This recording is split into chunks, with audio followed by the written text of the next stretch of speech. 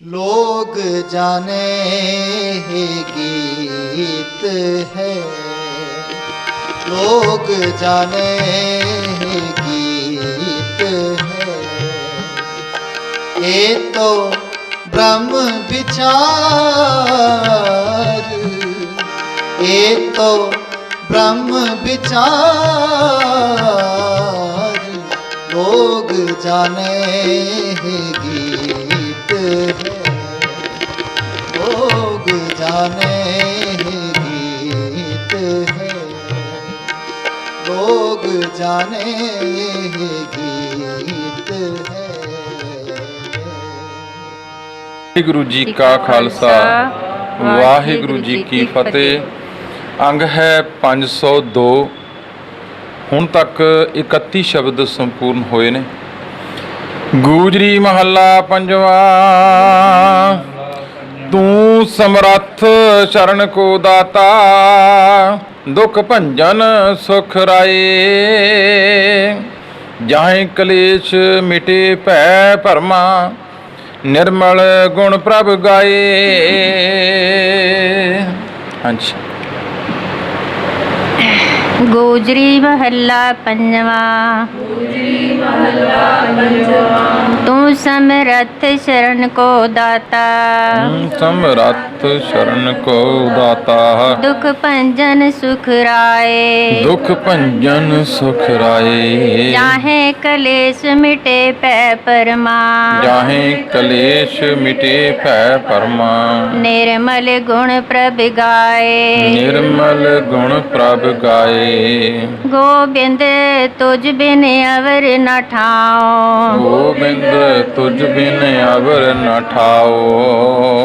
कर कृपा पार ब्रह्म स्वामी, कर कृपा पार ब्रह्म स्वामी। जपे तुम्हारा नाम, जपी तुम्हारा नाम। रहाओ।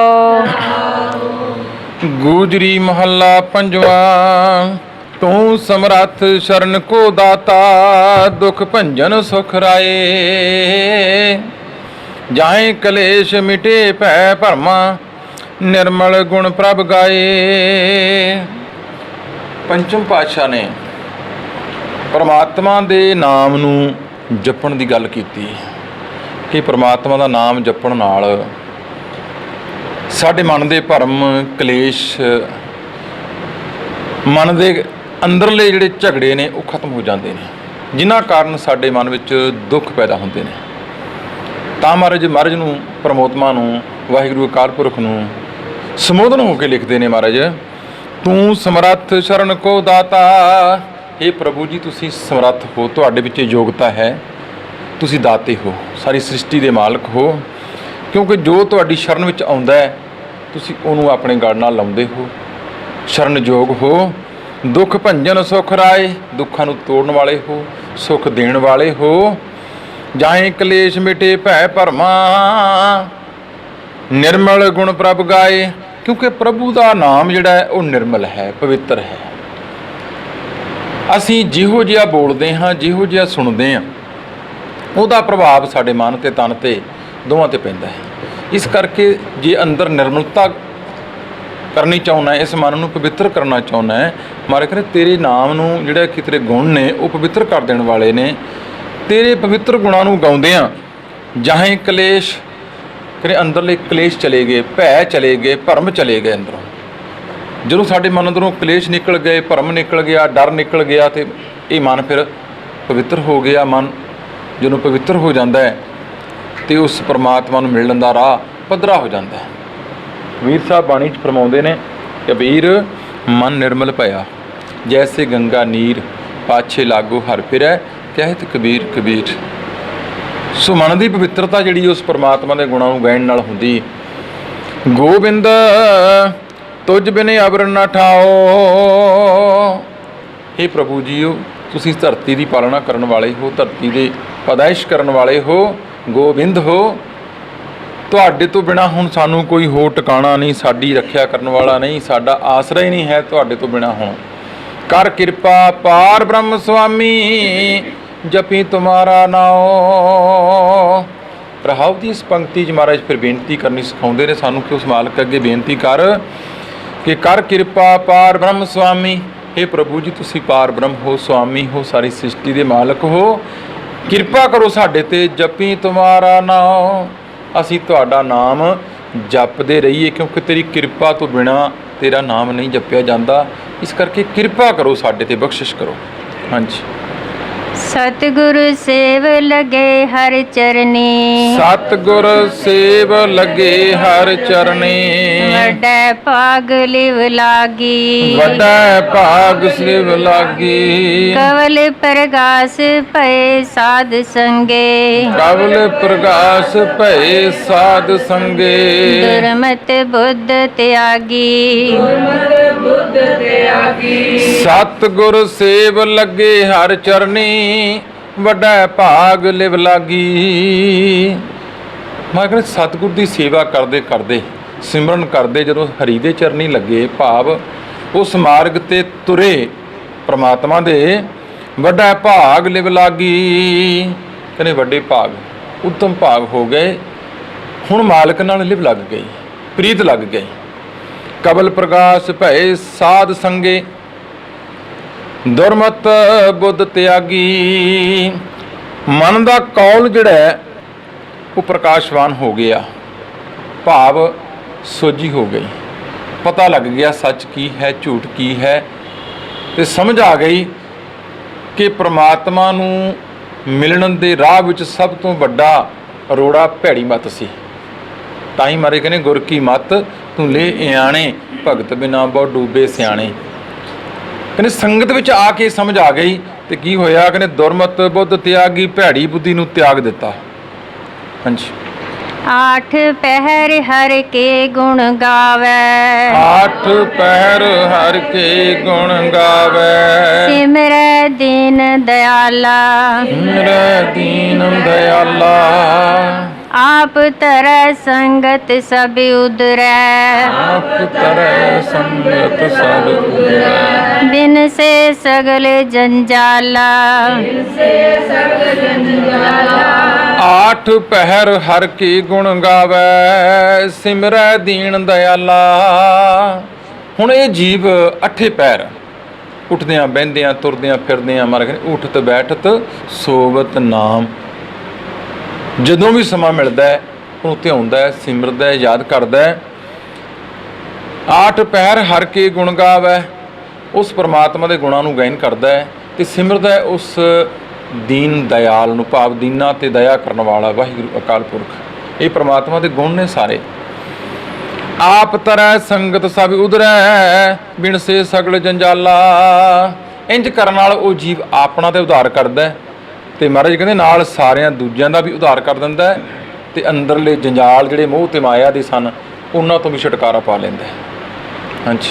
चरण आधार तेरा प्रभु स्वामी, चरण आधार तेरा प्रभु स्वामी, ओत पोत प्रभु साथ, ओत पोत प्रभु साथ।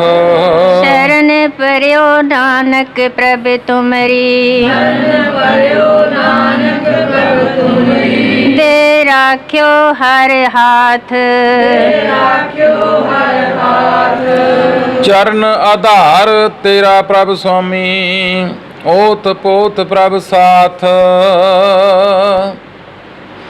ਕਿਉਂਕਿ ਸੰਗਤ ਵਿੱਚ ਆ ਕੇ ਸਿਮਰਦਿਆਂ ਹੋਇਆਂ, ਉਸ ਪਰਮਾਤਮਾ ਦੇ ਗੁਣਾਂ ਨੂੰ ਗਾਇਨ ਕਰਦਿਆਂ ਹੋਇਆਂ ਇਹ ਪਤਾ ਲੱਗ ਗਿਆ ਕਿ ਪਰਮਾਤਮਾ ਸਾਡੇ ਵਿੱਚ ਓਤ ਪੋਤ ਹੈ। ਓਤ ਪੋਤ ਤੋਂ ਭਾਵ ਤਾਣਾ ਪੇਟਾ, ਭਾਵ ਸਾਡੇ ਅੰਦਰ ਵੀ ਹੈ ਤੇ ਬਾਹਰ ਵੀ ਹੈ। ਉਹ ਸੰਸਾਰਕ ਤੌਰ ਤੇ ਵੀ ਸਾਡੀ ਸਹਾਇਤਾ ਕਰਦਾ ਹੈ। ਅੰਦਰੋਂ ਮਨ ਕਰਕੇ ਜਦੋਂ ਸਾਡਾ ਮਨ ਟੁੱਟ ਜਾਂਦਾ ਹੈ, ਬਹੁਤ ਸਾਰੀਆਂ ਬਿਮਾਰੀਆਂ ਮਨ ਦੇ ਇਕੱਲੇਪਣ ਕਰਕੇ ਹੁੰਦੀਆਂ ਨੇ, ਜਿਹਨੂੰ ਅਸੀਂ ਅੱਜ ਕੱਲ੍ਹ ਆਮ ਭਾਸ਼ਾ 'ਚ ਕਹਿੰਦੇ ਹਾਂ ਕਿ ਡਿਪਰੈਸ਼ਨ ਚਲਾ ਜਾਂਦਾ ਬੰਦਾ। ਕਹਿੰਦੇ ਸਾਡੀ ਅੰਦਰੋਂ ਵੀ ਸਹਾਇਤਾ ਕਰਦਾ ਹੈ ਤੇ ਤਾਂ ਮਾਰੇ ਕਹਿੰਦੇ ਓਤ ਪੋਤ ਸਾਥ ਹੋਣ ਕਰਕੇ हे ਪ੍ਰਭੂ ਹੁਣ ਸਾਨੂੰ ਤੇਰੇ ਚਰਨ ਕਮਲਾਂ ਦਾ ਆਸਰਾ ਹੋ ਗਿਆ, ਹੁਣ ਤੈਨੂੰ ਸਾਨੂੰ ਤੇਰਾ ਆਧਾਰ ਬਣ ਗਿਆ, ਕਿਉਂਕਿ ਉਹ ਪ੍ਰਮਾਤਮਾ ਪਤਾ ਲੱਗ ਗਿਆ ਕਿ ਹੁਣ ਸਾਡੇ ਹਮੇਸ਼ਾ ਅੰਗ ਸੰਗ ਹੈ। ਸ਼ਰਨ ਪਰਿਓ ਨਾਨਕ ਪ੍ਰਭ ਤੁਮਰੀ, ਦੇ ਰਾਖਿਓ ਹਰ ਹਾਥ। ਇਹ ਪ੍ਰਭੂ ਅਸੀਂ ਹੁਣ ਸਾਰਾ ਕੁਝ ਛੱਡ ਕੇ ਤੇਰੀ ਸ਼ਰਨ ਵਿੱਚ ਆ ਗਏ ਹਾਂ ਤੁਸੀਂ ਆਪ ਹੱਥ ਦੇ ਕੇ, ਆਪ ਕਿਰਪਾ ਕਰਕੇ, ਬਖਸ਼ਿਸ਼ ਕਰਕੇ ਸਾਨੂੰ ਇਹਨਾਂ ਵਿਕਾਰਾਂ ਤੋਂ, ਇਸ ਮੋਹ ਮਾਇਆ ਤੋਂ, ਇਹਨਾਂ ਝਮੇਲਿਆਂ ਤੋਂ ਤੁਸੀਂ ਆਪ ਕਿਰਪਾ ਕਰਕੇ ਬਚਾ ਲਿਆ ਸਾਨੂੰ। ਇਹ ਤੁਹਾਡੀ ਕਿਰਪਾ, ਤੁਹਾਡੀ ਬਖਸ਼ਿਸ਼ ਹੈ। ਹਾਂਜੀ। ਗੂਜਰੀ ਅਸ਼ਟਪਦੀਆਂ ਮਹੱਲਾ ਪਹਿਲਾ। ਗੂਜਰੀ ਅਸ਼ਟਪਦੀਆਂ ਘਰ ਪਹਿਲਾ। ਇੱਕ ਓੰਕਾਰ। ਇੱਕ ਓੰਕਾਰ ਸਤਿਗੁਰ ਪ੍ਰਸਾਦ। ਏਕ ਨਗਰੀ ਪੰਚ ਚੋਰ ਬਸਿਅਲੇ। ਬਰਜਤ ਚੋਰੀ ਧਾਵੈ। ਤ੍ਰਹਿ ਦਸ ਮਾਲ ਰਖੈ ਜੋ ਨਾਨਕ। ਮੋਖ ਮੁਕਤ ਸੋ ਪਾਵੈ। ਚੇਤੋ ਬਾਸ ਦਿਓ ਬਨਵਾਲੀ। ਵਾਸੁਦੇਵ ਬਨਵਾਲੀ। ਰਾਮ ਹਿਰਦੈ ਜਪ ਮਾਲੀ। ਰਹਾਉ। ਗੂਜਰੀ ਅਸ਼ਟਪਦੀਆਂ ਮਹੱਲਾ ਪਹਿਲਾ। ਘਰ ਪਹਿਲਾ। ਇੱਕ ਓੰਕਾਰ ਸਤਿਗੁਰ ਪ੍ਰਸਾਦ। ਗੂਜਰੀ ਰਾਗ ਵਿੱਚ ਗੁਰੂ ਨਾਨਕ ਪਾਤਸ਼ਾਹ ਨੇ ਅਸ਼ਟਪਦੀਆਂ ਆਰੰਭੀਆਂ। ਇਹਨਾਂ ਨੂੰ ਪਹਿਲੇ ਘਰ ਵਿੱਚ ਗਾਉਣ ਦੀ ਮਹਾਰਾਜ ਤੇ ਗੀਤ ਕਰਦੇ ਨੇ ਗੁਰੂ ਨਾਨਕ ਪਾਤਸ਼ਾਹ, ਤੇ ਨਾਲ ਹੀ ਮੰਗਲਾਚਰਨ ਆਰੰਭ ਕੀਤਾ। ਇੱਕ ਓੰਕਾਰ ਸਤਿਗੁਰ ਪ੍ਰਸਾਦ ਕਿ ਪ੍ਰਮਾਤਮਾ ਇੱਕ ਹੈ, ਇੱਕ ਰਸ ਸਰਵ ਵਿਆਪਕ ਹੈ ਤੇ ਗੁਰੂ ਦੀ ਕਿਰਪਾ ਦੁਆਰਾ ਉਹਦੀ ਪ੍ਰਾਪਤੀ ਹੁੰਦੀ। ਏਕ ਨਗਰੀ ਪੰਚ ਚੋਰ ਬਸਿਅਲੇ। ਬਰਜਤ ਚੋਰੀ ਧਾਵੈ। ਤ੍ਰੈ ਦਸ ਮਾਲ ਰੱਖੈ ਜੋ ਨਾਨਕ। ਮੋਖ ਮੁਕਤ ਸੋ ਪਾਵੈ। ਮਹਾਰਾਜ ਕਹਿੰਦੇ ਕੋਈ ਚੀਜ਼ ਅਸੀਂ ਇਕੱਠੀ ਕਰਦੇ ਹਾਂ, ਨਾਮ ਜਪਦੇ ਹਾਂ, ਉਹਦੇ ਗੁਣਾਂ ਨੂੰ ਇਕੱਠਾ ਕਰਦੇ ਹਾਂ, ਪਰ ਨਾਲ ਉਹਦਾ ਬਚਾਅ ਵੀ ਰੱਖਦੇ ਹਾਂ। ਉਹ ਜ਼ਰੂਰੀ ਹੈ।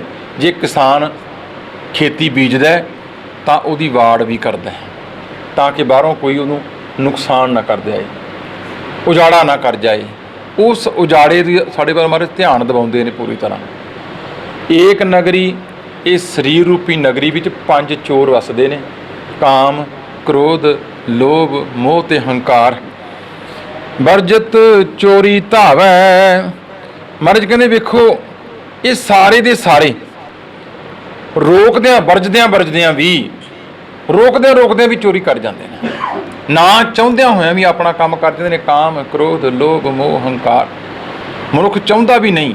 ਕੌਣ ਚਾਹੁੰਦਾ ਭੈੜਾ ਬਣਨਾ? ਕੋਈ ਵੀ ਨਹੀਂ ਚਾਹੁੰਦਾ, ਪਰ ਫਿਰ ਵੀ ਗੁੱਸਾ ਨਾ ਆਉਂਦਿਆਂ ਹੋਇਆਂ ਵੀ ਗੁੱਸਾ ਆ ਜਾਂਦਾ ਹੈ। ਨਾ ਚਾਹੁੰਦਿਆਂ ਹੋਇਆਂ ਵੀ ਲੋਭ ਆਪਣਾ ਕੰਮ ਕਰ ਜਾਂਦਾ ਹੈ, ਕਾਮ ਆਪਣਾ ਕਰ ਜਾਂਦਾ ਹੈ, ਮੋਹ ਆਪਣਾ ਕੰਮ ਕਰ ਜਾਂਦਾ। ਕਹਿੰਦੇ ਵਰਜਦਿਆਂ ਹੋਇਆਂ ਵੀ। ਤ੍ਰੈ ਦਸ ਮਾਲ ਰੱਖੈ ਜੋ ਨਾਨਕ। ਮੋਖ ਮੁਕਤ ਸੋ ਪਾਵੈ।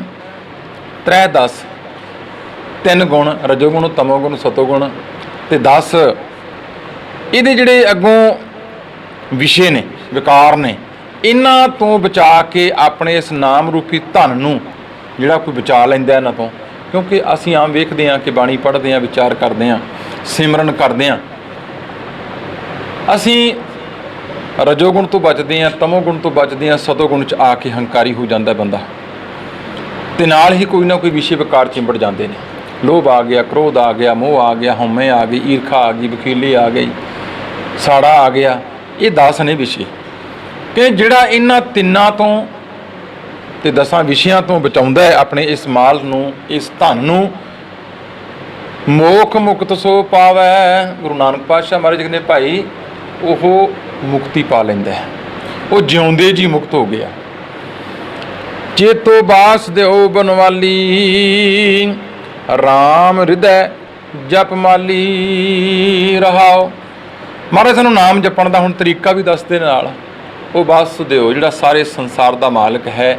ਇੱਥੇ ਵਾਸੁਦੇਵ ਦਾ ਭਾਵ ਹੁੰਦਾ ਜਿਹਦੇ ਗਲ ਵਿੱਚ ਫੁੱਲਾਂ ਦੀ ਮਾਲਾ ਹੈ, ਭਾਵ ਸਾਰਿਆਂ ਹੀ ਜੰਗਲਾਂ ਦਾ, ਇਸ ਬਨਸਪਤੀ ਦਾ, ਜਿਹਦੇ ਕਰਕੇ ਧਰਤੀ ਹਰੀ ਭਰੀ ਹੈ ਸਾਡੀ, ਉਹਨਾਂ ਦਾ ਮਾਲਕ ਹੈ ਜਿਹੜਾ ਭਾਵ ਪ੍ਰਮਾਤਮਾ। ਮਹਾਰਾਜ ਕਹਿੰਦੇ ਉਸ ਨੂੰ ਜਪਣਾ ਕਰ। ਰਾਮ ਹਿਰਦੈ ਜਪ ਮਾਲੀ, ਜਪਣ ਦਾ ਤਰੀਕਾ ਵੀ ਦੱਸਦੇ ਨੇ ਕਿ ਉਸ ਪ੍ਰਮਾਤਮਾ ਨੂੰ ਜਿਹੜਾ ਕਿ ਰਾਮ ਹੈ ਰਮਿਆ ਹੋਇਆ ਹੈ ਹਰ ਜਗ੍ਹਾ, ਕਿਉਂਕਿ ਸਾਰੇ ਹੀ ਪ੍ਰਮਾਤਮਾ ਦੇ ਨਾਮ ਨੇ ਇਹ, ਵਾਸੁਦੇਵ, ਬਨਵਾਲੀ, ਰਾਮ, ਰਹੀਮ। ਤਾਂ ਹੀ ਮਾਰੇ ਕਹਿੰਦੇ ਕੋਈ ਬੋਲੇ ਰਾਮ ਰਾਮ, ਕੋਈ ਖੁਦਾਏ, ਕੋਈ ਸੇਵੈ ਗੋਸਈਆਂ, ਕੋਈ ਅਲਾਹ। ਉਹਨੂੰ ਜਿਹੜੇ ਵੀ ਮਰਜ਼ੀ ਨਾਮ ਨਾਲ ਯਾਦ ਕਰ, ਪਰ ਨਾਲ ਮਾਰੇ ਕਹਿੰਦੇ ਰਾਮ ਹਿਰਦੈ ਜਪ ਮਾਲੀ, ਉਸ ਪ੍ਰਮਾਤਮਾ ਨੂੰ ਹਿਰਦੇ ਵਿੱਚ ਮਾਲਾ ਫੇਰ ਉਹਦੀ, ਬਾਰ-ਬਾਰ ਚੇਤੇ ਕਰ ਉਸ ਨੂੰ। ਇਹ ਹੈ ਨਾਮ ਜਪਣ ਦਾ ਤਰੀਕਾ।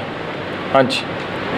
ਉਰਦ ਮੂਲ ਜਿਸ ਸ਼ਾਖ ਤਲਾਹਾ, ਉਰਦ ਮੂਲ ਜਿਸ ਸ਼ਾਖ ਤਲਾਹਾ, ਚਾਰ ਵੇਦ ਜਿਤ ਲਾਗੇ, ਚਾਰ ਵੇਦ ਜਿਤ ਲਾਗੇ, ਸਹਿਜ ਭਾਏ ਜਾਏ ਤੇ ਨਾਨਕ, ਸਹਿਜ ਭਾਏ ਜਾਏ ਤੇ ਨਾਨਕ, ਪਾਰ ਬ੍ਰਹਮ ਲਿਵ ਜਾਗੇ, ਪਾਰ ਬ੍ਰਹਮ ਲਿਵ ਜਾਗੇ।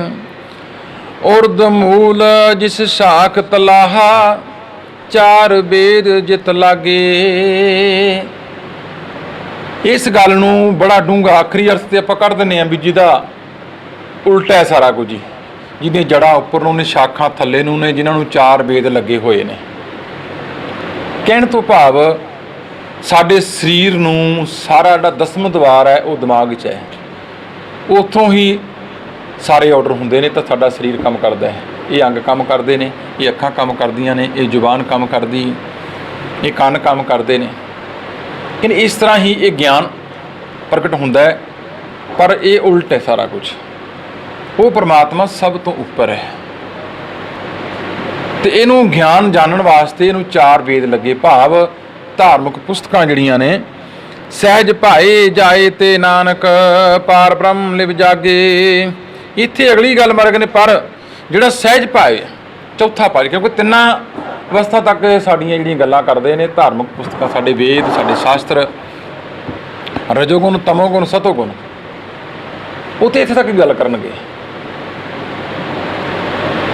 ਕਿਉਂਕਿ ਜਿਹੜੇ ਸਾਡੇ ਵੇਦ ਸ਼ਾਸਤਰ ਨੇ, ਵੇਦ ਕਤੇਬ ਮਾਰੇ ਕਹਿੰਦੇ ਕਹੋ ਮਤ ਝੂਠੇ, ਝੂਠਾ ਜੋ ਨਾ ਵਿਚਾਰੈ। ਸਿਮਰਤ ਸ਼ਾਸਤਰ ਪਾਪ ਪੁੰਨ ਵਿਚਾਰ ਦੇ, ਤਤੈ ਸਾਰ ਨਾ ਜਾਣੀ, ਤਤੈ ਸਾਰ ਨਾ ਜਾਣੀ ਗੁਰ ਬਾਝੋਂ, ਤਤੈ ਸਾਰ ਨਾ ਜਾਣੀ। ਗੁਰੂ ਤੀਜੇ ਪਾਤਸ਼ਾਹ ਮਹਾਰਾਜ ਸਮਝਾਉਂਦੇ ਨੇ ਗੱਲ ਨੂੰ ਕਿ ਤੇਹੀ ਗੁਣੀ ਸੰਸਾਰ ਭਰਮ ਸੁੱਤਾ, ਸੁੱਤਿਆਂ ਰਹਿਣ ਵਿਹਾਣੀ, ਗੁਰ ਕਿਰਪਾ ਤੇ ਸੇ ਜਨ ਜਾਗੇ, ਜਿਨ੍ਹਾਂ ਹਰ ਮਨ। मेरे राम हम बारक हर प्रभ के हैं ए आणे, हम बारक हर प्रभ के हैं ए आणे।